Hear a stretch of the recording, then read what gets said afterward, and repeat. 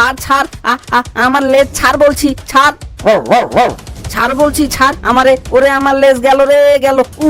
লেজ লেজ। টমি, ওকে ছাড়িস না, শক্ত করে ধর।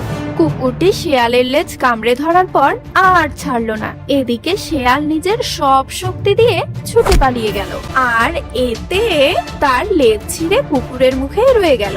আর সাথে সাথে নিজেকে সবচেয়ে চালাক ও চতুর ভাবা শিয়ালটির পরিণতি হলো এক লেজ কাটা শিয়ালে।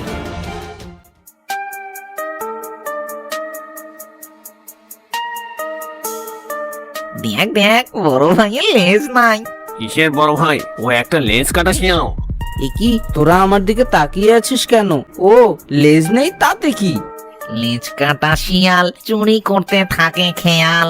লেজ কাটা শিয়াল। নিজেকে অনেক বড় আর বেশি বুদ্ধিমান মনে করেছিলাম, তাই আজ আমার এই অবস্থা হলো।